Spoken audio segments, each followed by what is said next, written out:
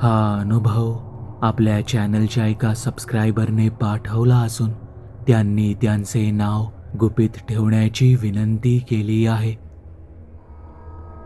आजही मी त्या हायवेवरून ड्राईव्ह करतो, पण फक्त दिवसा ऊन असताना, आजूबाजूला पुरेशा गाड्या असताना, जेणेकरून ट्रक ओव्हरटेक करण्याशिवाय दुसरं काही डोक्यात येऊ नये.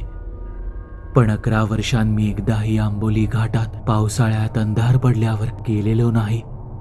लोकांना वाटतं मी उगाच नाटक करतोय, म्हणून आता मी बहुतेकांना सांगणं सोडून दिलंय.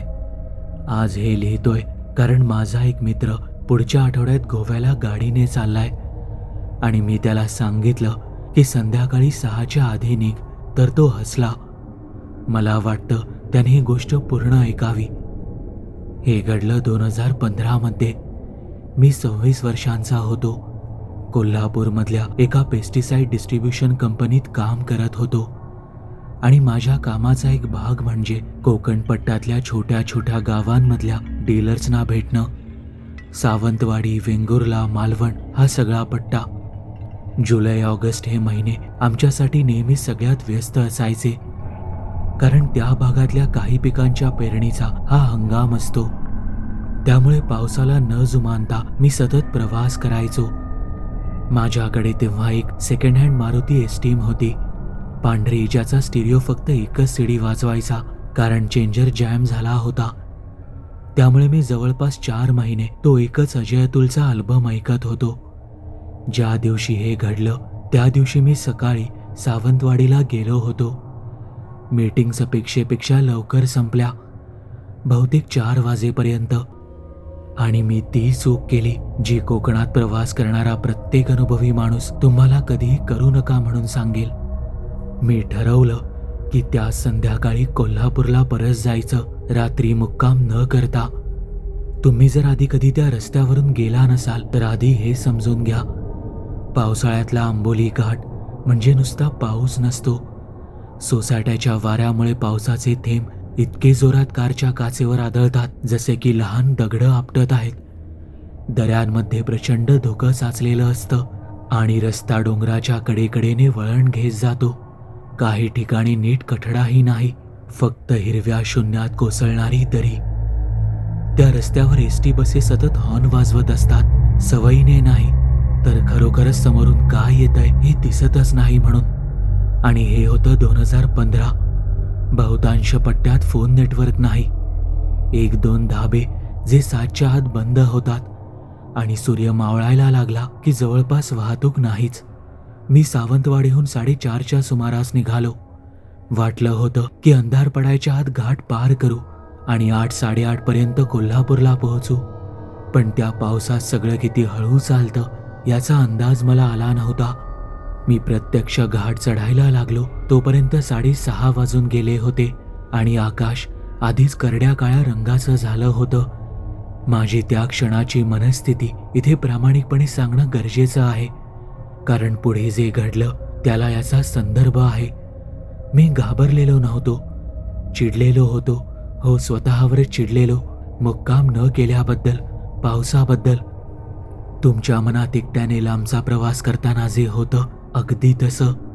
जो निर्णय आता बदलताच येत नाही त्याबद्दल स्वतःशीच वाद घालत बसणं. हेडलाईट सुरू होते, वायपर सगळ्यात जलद स्पीडवर. मी 25-30 किलोमीटरच्या स्पीडने कार चालवत होतो, कारण त्या वळणावर याहून जास्त वेग म्हणजे वेडेपणा वाटायचा. घाटाच्या साधारण मध्यावर माझी गाडी असा आवाज करायला लागली जो मला अजिबात आवडला नाही. पुढच्या डाव्या बाजूने कुठून तरी एक असमान टकटक आवाज. स्टीअरिंग वळवलं की अजून वाढणारा. नंतर मला कळलं की हा बहुतेक सीव्ही जॉईंटचा प्रॉब्लेम होता. सावंतवाडीजवळ एका खड्ड्यात गाडी आपटली होती, त्यामुळे तो वाढला असावा. त्यावेळी मी त्याकडे फार लक्ष दिलं नव्हतं. तेव्हा मला फक्त इतकंच कळत होतं की गाडी नीट वाटत नाहीये. आणि काही मिनिटांतच ते अजून बिघडलं. डाव्या वळणावर स्टीअरिंग विरोध करायला लागलं आणि त्या रस्त्यावर हे दुर्लक्षित करण्यासारखं नव्हतं. एका भागात रस्त्याची थोडी रुंद कड होती. मी तिथे गाडी बाजूला घेतली, हजार्ड्स लावले आणि टॉर्च घेऊन चाक तपासायला उतरलो. बाहेर पडल्या पडल्या साधारण 4 सेकंदात पूर्ण भिजलो. बाहेरून बघता काही स्पष्ट बिघाड दिसत नव्हता. टायर पंक्चर नव्हतं, काही लोंबकळत नव्हतं. म्हणून पुन्हा आत जाऊन बसलो. गाडी सुरू केली. पण परत गाडी पुढे न्यायचा प्रयत्न केला तेव्हा डाव्या वळणांवर स्टिअरिंग जोरात विरोध करत होतं आणि एक घासल्यासारखा आवाज येत होता, ज्यामुळे मी लगेच थांबलो. अनोळखी डोंगराळ रस्त्यावर अंधारात तडजोड झालेल्या फ्रंट एंडसह गाडी चालवायची माझी अजिबात इच्छा नव्हती. फोनला सिग्नल नव्हता. मी अनेकदा तपासलं. दोन्ही बाजूला थोडं चालत जाऊनही पाहिलं, एकतरी बार यावा म्हणून, पण काहीच नाही. पाऊस कमी व्हायचं नाव घेत नव्हता. मला आठवलं की घाट चढायला सुरुवात होण्याआधी कुठेतरी एक छोटा ढाबा लागतो. एक म्हातारा आणि बहुतेक त्याचा मुलगा चालवतो. आधीच्या एका ट्रिपमध्ये मी तिथे चहासाठी थांबलेलो.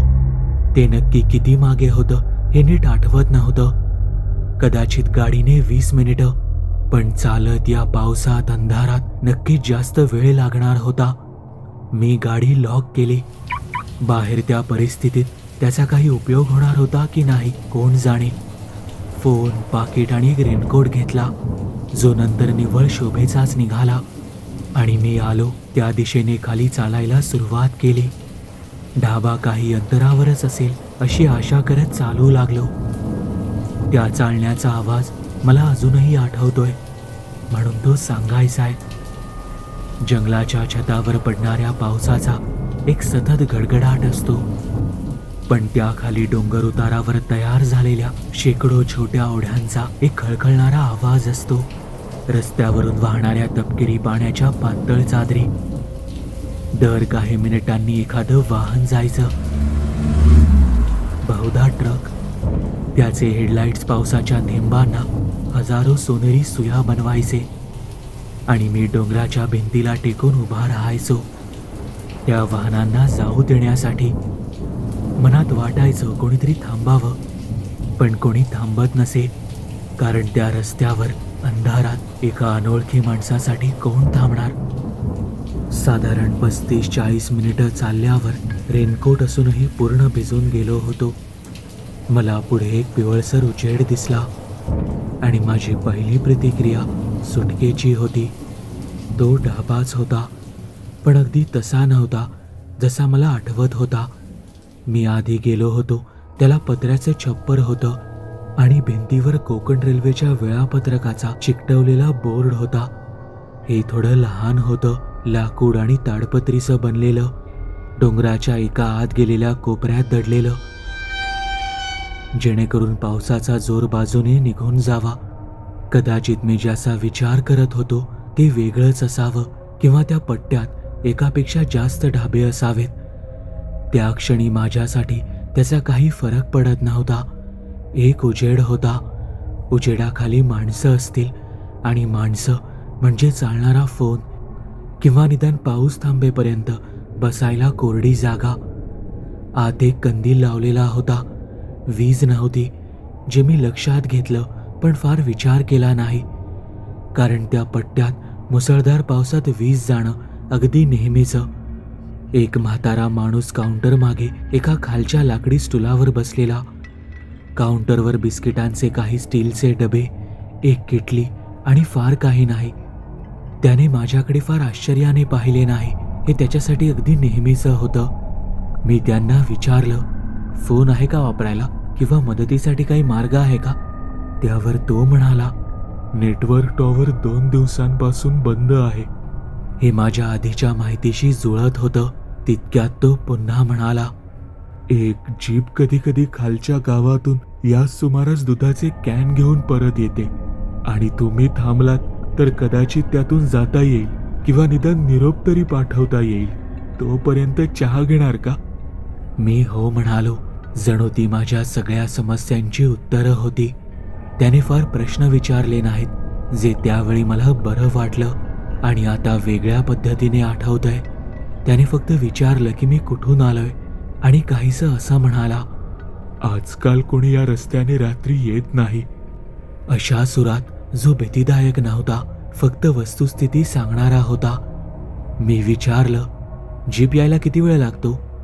ते ठरलेलं नाही. कधी कधी गावाजवळच्या ओढ्याला पूर आला तर ती अजिबात येत नाही. अशा वेळी सकाळच्या बसची वाट पाहणं बरं. हे उत्तर मला फार आवडलं नाही, पण त्याबद्दल काही करणंही माझ्या हातात नव्हतं. म्हणून मी काउंटरजवळच्या स्टूलावर बसलो, हाताची घडी घालून स्वतःला थंडीपासून वाचवायचा प्रयत्न करत आणि ताडपत्रीच्या बाहेर पावसाचं ते नाटक बघत राहिलो. साधारण 15-20 मिनिटं गेली.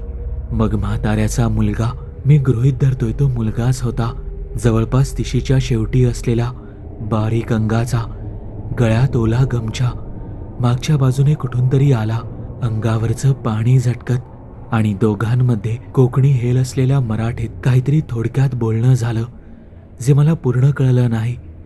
पण म्हाताऱ्याने गाडी हा शब्द म्हटलेला तेवढा मात्र ऐकू आला. बहुतेक माझ्या गाडीबद्दल असावं.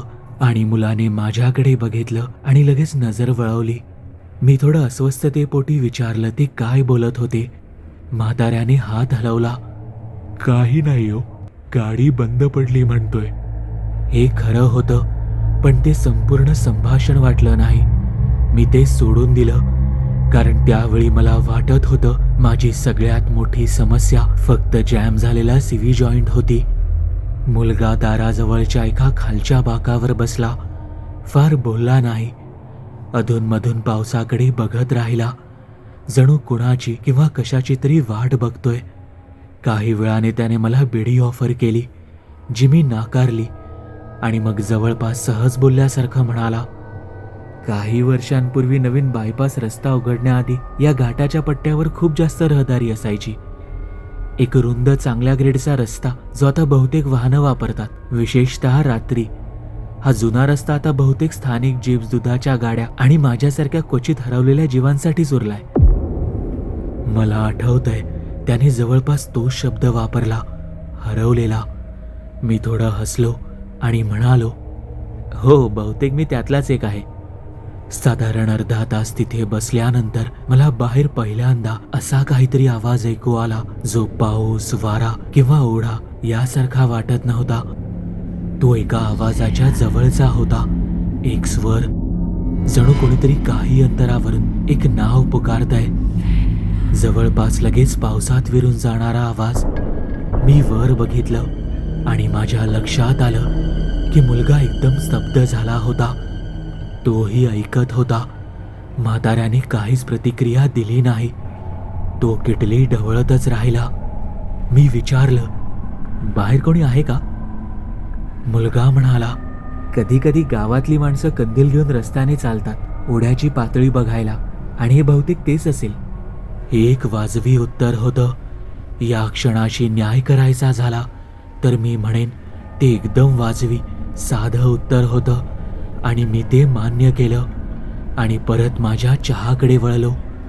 पण मग तो आवाज पुन्हा आला, यावेळी जवळून, आणि यावेळी तो स्पष्टपणे एक आवाज होता. कोणीतरी नाव पुकारत होतं. माझं नाही, दुसरंच काहीतरी नाव, 2 अक्षरी, त्या विशिष्ट चढत्या उतरत्या सुरात, जो सूर तुम्ही भरकटलेल्या कोणाला हाक मारताना वापरता. आणि तितक्यात म्हाताऱ्याचा हात किटलीवर एक क्षण थांबला.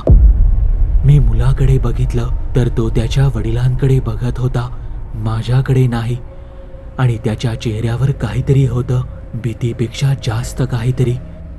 तसे मी विचारलं, सगळं ठीक आहे ना?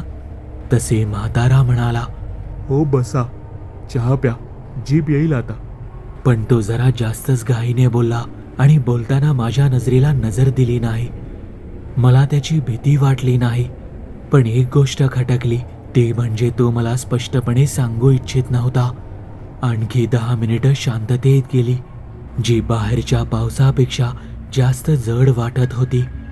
मग अगदी जवळून, इतक्या जवळून की धाब्यापासून 30-40 फुटांपेक्षा जास्त नसावं, मला असं वाटलं की कोणीतरी रस्त्यावरच्या साचलेल्या पाण्यातून हळुवारपणे चालतंय. अनवाणी किंवा चपलांचा तो विशिष्ट आवाज, घाई नसलेला, जवळपास आरामात, धाब्याच्या समोरून न थांबता जाणारा तो विचित्र आवाज. मी ताडपत्रीच्या फडफडणाऱ्या दाराकडे बघितलं. त्या फटीतून कंदिलाच्या पुसटशा उजेडात मला दिसलं एक असामान्य उंचीचा प्रौढ माणूस. उंची म्हणाल तर 9 फूट असावी. तो थांबला नाही ना त्याने हात डोकावले. तो तसाच चालत एका दिशेने दुसऱ्या दिशेला निघून गेला. पाऊस त्याच्यावर तसा आदळत नव्हता जसा इतर सगळ्यावर आदळत होता. त्या म्हाताऱ्याने किटली खाली ठेवली आणि तो काहीतरी पुटपुटला जे एका छोट्या प्रार्थनेसारखं वाटलं. मुलगा उठला, ताडपत्रीच्या दाराजवळ गेला आणि ते अजून घट्ट बंद केलं. एका दोरीने आवळून बांधलं. मी विचारलं आणि मला आठवतंय माझा आवाज त्या क्षणी फार स्थिर नव्हता. ते काय होतं? माणूस होता का? मुलगा म्हणाला, बहुतेक कोणी प्रवासी असेल. त्याच्या बोलण्यावर मला काडीचाही विश्वास बसला नाही. मी त्यावेळी जास्त पुढे विचारलं नाही कारण मला स्वतःलाच माहीत नव्हतं मला उत्तर काय हवं होतं ते. जर त्यांनी म्हटलं असतं काही नाही, काळजी करू नकोस, तर मला वाटतं ते मला एका प्रामाणिक, आम्हाला माहीत नाही ते काय आहे यापेक्षा जास्त भयानक वाटलं असतं. आम्ही असेच काही वेळ बसून राहिलो. मी सतत त्या दाराकडे बघत होतो. पाऊस त्याच्या गडगडाटात चालूच होता. काही वेळाने म्हातारा मी न विचारता बोलायला लागला. जे घडलं त्याबद्दल, थेट नाही तर त्या फिरत्या पद्धतीने, ज्या पद्धतीने या भागातली म्हातारी माणसं अनेकदा बोलतात. हा मूळ ब्रिटिशांनी बांधलेला घोडमार्ग होता आणि नंतर रुंद केला. दशकांपूर्वी याच्याही आधी एका वळणावर एक बस अपघात झाला होता. बहुतेक लोक अजूनही बोलतात. त्या पट्ट्याला स्थानिक पातळीवर अशी काही ओळख आहे जी पुरेसा काळ रस्ता वापरणाऱ्या बहुतेक ड्रायव्हर्सना माहीत असते आणि फार चर्चा केली जात नाही कारण चर्चा करण्यात काही अर्थ नाही. तुम्हाला फक्त माहीत असतं की शक्य असेल तर तिथे गाडी थांबवायची नाही, दिवसा किंवा रात्री, पण विशेषतः रात्री नाही. पाणी वाढलं की ते पण जवळ येतात. मी एकदम त्याच्याकडे पाहिलं. त्याने जणू स्वतःलाच थांबवलं, जसं तो चुकून जास्त बोलला जे त्याला बोलायचं नव्हतं, आणि परत किटलीशी खेळत बसला. पाणी वाढलं की तेही जवळ येतात. मी विचारलं नाही ते कोण. मला वाटतं मला आधीच कळलं होतं की मला सरळ उत्तर मिळणार नाही आणि ते खरंच नको होतं. अशा वेळी ते उत्तर मला ऐकायचंही नव्हतं. जीप शेवटी त्या रात्री काही आली नाही. रात्री साधारण 9 वाजता तो मुलगा बाहेर गेला हातात टॉर्च घेऊन, आणि मला लक्षात आलं की जाण्याआधी त्याने कंदिलाजवळच्या एका फळीवरून काहीतरी पितळी वस्तू घेतली आणि आपल्या शर्टाच्या खिशात ठेवली, ज्याबद्दल मी काही न बोलता फक्त नोंद घेतली. तो खालच्या ओढ्याची पातळी बघायला गेलेला आणि साधारण 20 मिनिटांनी परत आला, पूर्ण भिजलेला. तो म्हणाला, पाणी इतकं वाढलंय की जीप सुरक्षितपणे पार करू शकणार नाही आणि सकाळपर्यंत थांबावं लागेल किंवा पाणी उतरेपर्यंत, जे आधी होईल ते. त्यांनी मला धाब्याच्या मागच्या बाजूला एक थोडं उंचावर असलेलं स्थान दिलं. लाकडाच्या धुराचा वास येणारी एक घडी घातलेली गोधडी, आणि म्हाताऱ्याने अगदी स्पष्ट केलं, धमकीसारखं न वाटता, की उजेडापर्यंत मी कुठल्याही कारणासाठी बाहेर जायचं नाही. काहीही ऐकू आलं तरी, कोणी हाक मारली तरीही. गरज पडलीच तर एका पडद्यामागे एक डबा ठेवलाय, तो वापरायला सांगितला.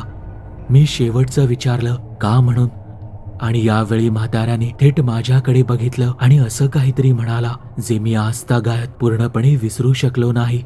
तो म्हणाला, इथे रस्त्यावर कोणीतरी हाक मारणारं आहे जे रस्ता विसरलेल्या माणसांना घेऊन जातं. तू भाग्यवान आहेस, तू दुकानात पोहोचलास. त्या लाकडी जागेवर मी माझ्या आयुष्यातली सगळ्यात लांब वाटणारी रात्र काढली.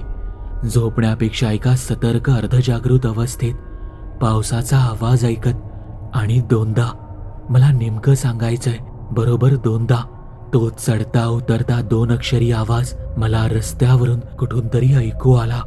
एकदा जरा लांबून, एकदा इतक्या जवळून की माझ्या हातांवरचे केस खरोखर उभे राहिल्याचं मला जाणवलं. दोन्ही वेळा मला म्हातारा त्याच्या स्टूलवर हल्ल्याचंही जाणवलं, आणि दोन्ही वेळा कुणीही एक शब्दही बोललं नाही.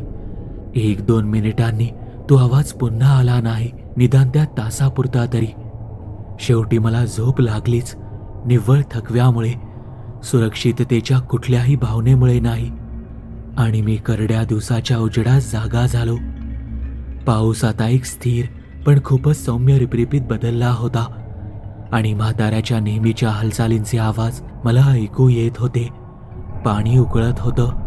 खालच्या डोंगर उतारावर कुठेतरी एक कोंबडा आरवत होता.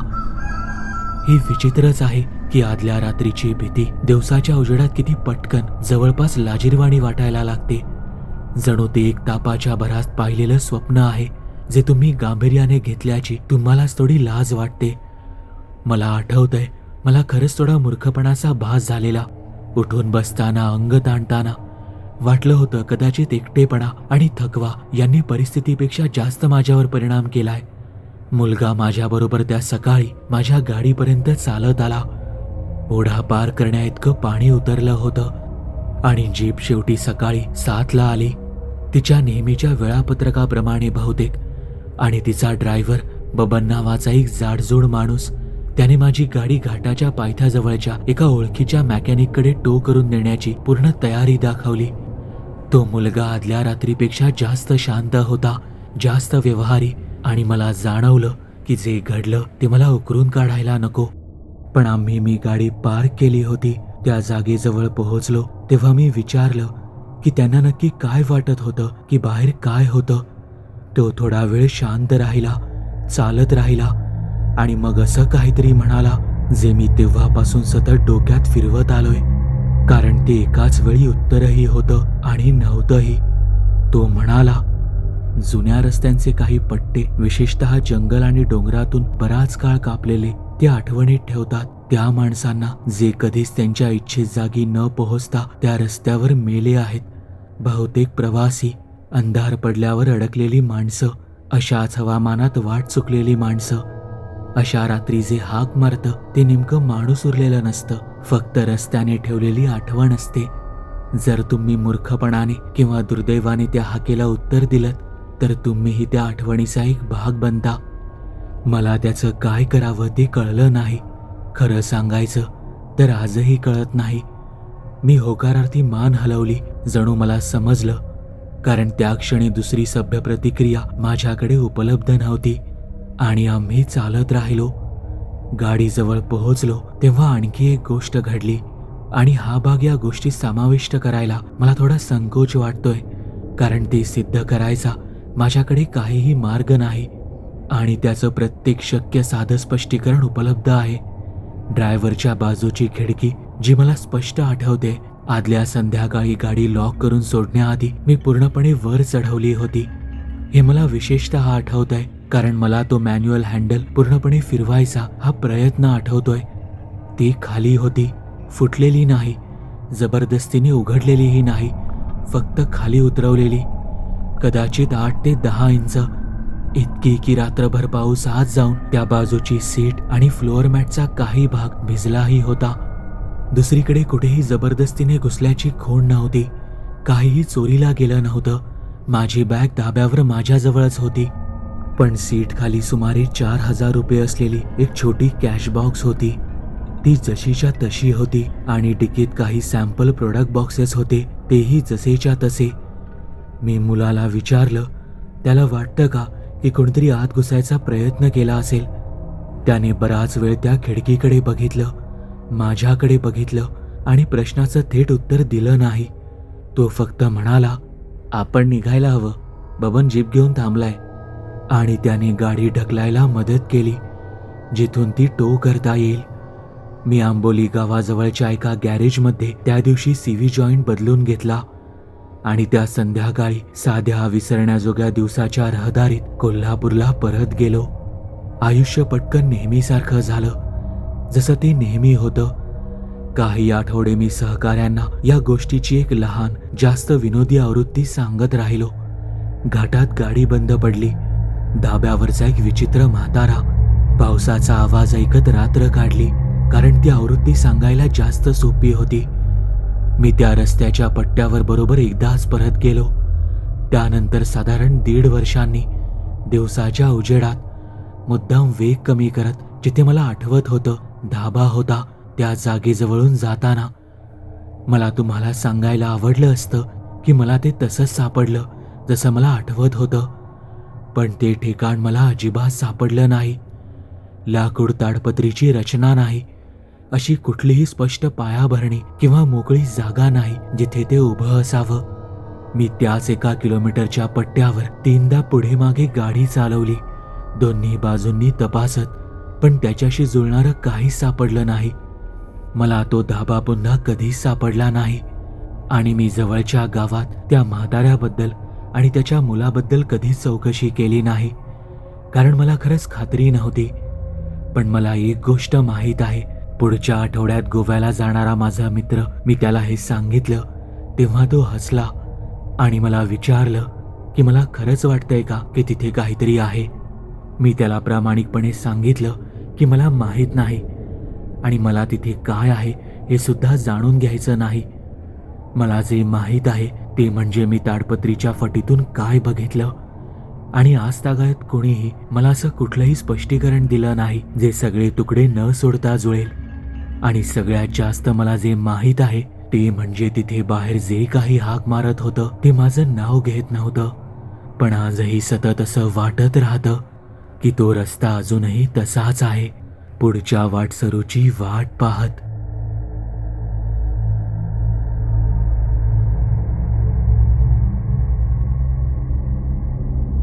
तुम्हाला ही कथा आवडली असेल तर या व्हिडिओला लाईक आणि शेअर करायला विसरू नका.